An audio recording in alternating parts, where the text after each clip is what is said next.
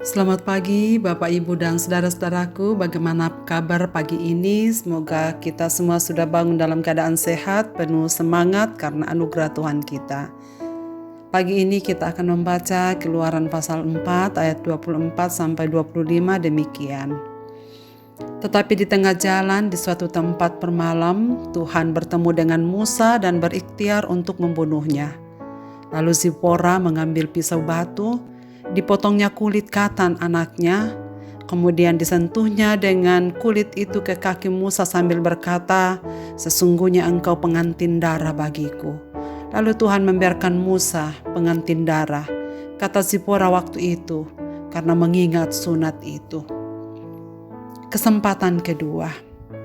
Banyak orang Kristen menganggap Allah adalah Allah yang kasih dan panjang sabar. Maka ia akan terus bersabar terhadap perilaku kita yang tidak taat dan tidak mau dengar-dengaran terhadap firman-Nya. Anggapan ini jelas tidak benar. Kesabaran Tuhan ada batasnya. Saudara, mengapakah Allah tiba-tiba ingin mencabut nyawa Musa? Bukankah dia baru saja menerima panggilan untuk memimpin Israel keluar dari tanah Mesir? Bukankah sekarang ia sedang dalam perjalanan membawa istri dan anak-anaknya ingin kembali bergabung dengan orang Israel di Mesir? Lalu tiba-tiba ada pencobaan pembunuhan oleh Allah sendiri di dalam perjalanan. Saudara-saudaraku, Allah telah mempercayai sepenuhnya Musa bahwa Musa yang akan memimpin bangsa Israel keluar dari tanah Mesir. Namun apa yang terjadi dengan Musa? Rupanya ia masih belum sepenuhnya percaya pada Tuhan. Ia masih diliputi keraguan dengan mengemukakan alasan, Tuhan, aku tak pandai bicara. Utuslah kiranya siapa saja yang patut kau utus." Rupanya Tuhan marah kepada Musa karena ia terus mencari-cari alasan untuk menolak perintah Tuhan. Walau demikian, Tuhan tetap memberikan jalan keluar bagi Musa agar dapat menjalankan panggilan untuk membawa Israel keluar dari tanah Mesir. Tuhan memanggil Harun, kakaknya, untuk mendampingi Musa sebagai penyambung lidahnya. Tuhan juga memperlengkapi Musa dengan tongkat untuk membuat tanda-tanda mujizat. Satu hal lain lagi yang melegakan hati Musa adalah bahwa musuhnya dulu, yaitu yang ingin mencabut nyawanya, telah mati. Bahkan reaksi Firaun pun sudah dibentangkan bahwa Tuhan akan mempersiapkan Musa supaya Tuhan mengendalikan segala sesuatu dan ia mempercayainya. Sebenarnya tidak ada alasan lagi bagi Musa untuk mengelak dari misi yang Tuhan embankan kepadanya. Rupanya Tuhan ingin membereskan kehidupan Musa. Tuhan sekali lagi menyatakan kekuasaannya kepadanya secara pribadi, bahwa ia yang menuntut ketaatannya. Rupanya Musa belum menyunatkan anaknya, dan Tuhan menggunakan peristiwa ini untuk memperkenalkan lagi dirinya bahwa sesungguhnya hidup manusia di dalam tangannya. Ialah yang berkuasa dan berdaulat sepenuhnya atasnya. Lalu apa yang menyebabkan Tuhan menjadi murka sehingga ia ingin membinasakan Musa?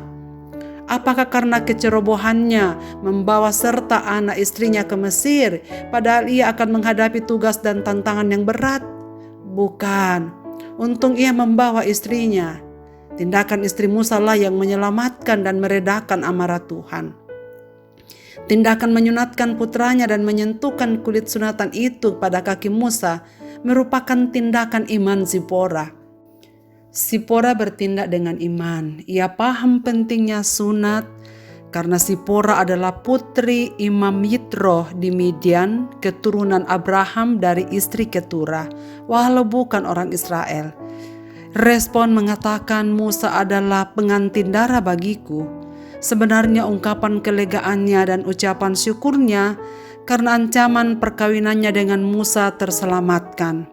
Peristiwa ini adalah kiasan kemurahan Allah kepada umat yang penuh dosa, seharusnya binasa, namun diselamatkan melalui simbol darah. Dan Kristuslah yang telah menumpahkan darahnya bagi penebusan salah kita. Saudara-saudaraku, belajar dari Musa. Hendaknya kita tidak mencobai Tuhan dengan sikap keras kepala kita. Memang dia tetap setia menuntun kita yang acap kali tidak peka bahkan bebal. Namun ingatlah, kesabaran Tuhan ada batasnya. Dia ingin setiap kita sungguh memberikan pelayanan dengan sepenuh hati, bukan separuh hati. dengan sepenuh waktu kita, bukan hanya sekali-kali atau kalau ada waktu luang. Dia menanti prioritas hidup kita, bukan sambilan, apalagi hanya cari nama. Tuhan mau kita fokus pada panggilan hidup kita masing-masing, tidak dengan mencari alasan. Jangan mempermainkan Tuhan. Ketika kita sudah menjawab ya, mari kita pertanggungjawabkan jawaban hidup itu kepadanya dengan sungguh. Oleh karena itu, berilah respon dengan iman terhadap panggilan Tuhan yang mulia. Siapapun kita, saudaraku, yang telah dipanggil oleh Tuhan menjadi miliknya, kita semua sudah menerima panggilan yang berbeda.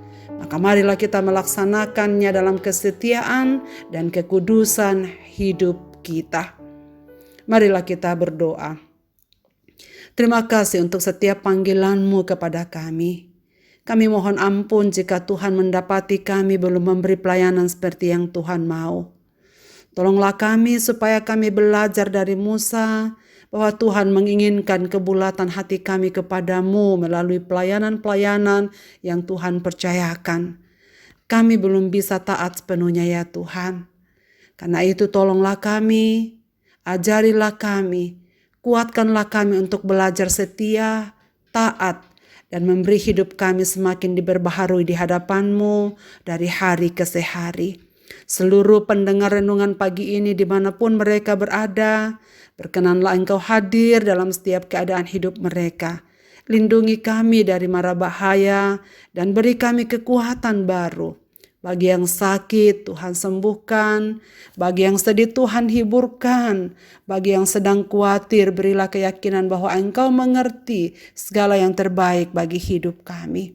Biarlah anugerah Tuhan Yesus Kristus, pengasihan Allah Bapa, dan pertolongan Roh Kudus menyertai kami sekalian. Amin. Selamat beraktivitas Bapak, Ibu, dan saudara-saudaraku. Tuhan Yesus memberkati kita di hari ini. Amin.